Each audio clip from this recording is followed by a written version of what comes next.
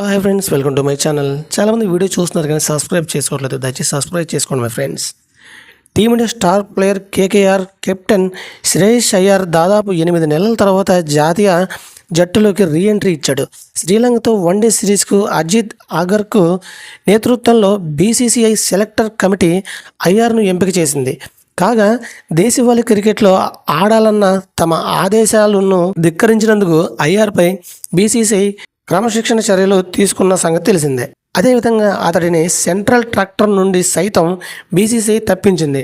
అయితే తన తప్పు తెలుసుకున్న అయ్యర్ గత రంజీ ట్రోఫీ ఫైనల్లో ముంబై జట్టుకు ఆడాడు. అంతేకాకుండా జాతీయ జట్టు తరపున రీఎంట్రీ ఇచ్చేందుకు తీవ్రంగా శ్రమిస్తున్నాడు.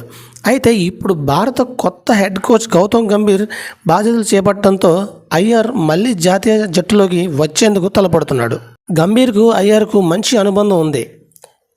ఐపీఎల్ 2024 విజేతగా నిలిచిన కేకేఆర్ జట్టు అయ్యర్ కెప్టెన్గా, గంభీర్ మోటర్గా పనిచేశారు. గంభీర్ సూచనలతో అయ్యర్ మళ్ళీ సెలెక్టర్కి పిలిపించినట్లు తెలుస్తుంది. అయ్యర్ కాంట్రాక్ట్పై కూడా బీసీసీఐ పునరాలోచన చేయనున్నట్లు ఉంది.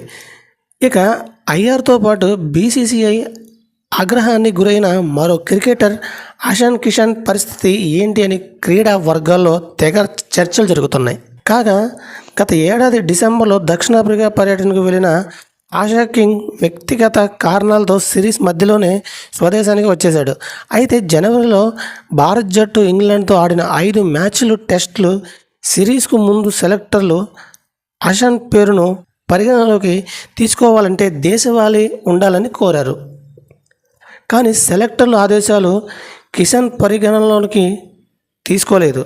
దీంతో అతడి స్థానంలో ఆఫీస్ సిరీస్కు ధృవ జురేలన్ సెలెక్టర్లు ఎంపిక చేశారు. ఆ తర్వాత కూడా కిషన్ దేశవాళీ క్రికెట్ ఆడలేదు.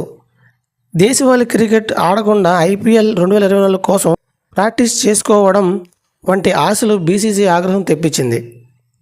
దీంతో అతడికి సెంట్రల్ కాంట్రాక్ట్ నుండి బీసీసీ తప్పించి జాతీయ జట్టు ఎంపికలో కిషన్ సెలెక్టర్ పరిగణలోకి తీసుకోలేదు. అయితే ఇషాన్ కిషన్ తిరిగి జట్టులోకి ఎంట్రీ ఇవ్వాలంటే ఖచ్చితంగా దేశవాళీ క్రికెట్ సంజీవ్ మొత్తం ఆడాల్సిందే అని క్రికెట్ నిపుణులు అభిప్రాయపడుతున్నారు. కాగా వన్డేలో అయ్యర్ డబుల్ సెంచరీ ఉన్న సంగతి మీ అందరికీ తెలిసిందే.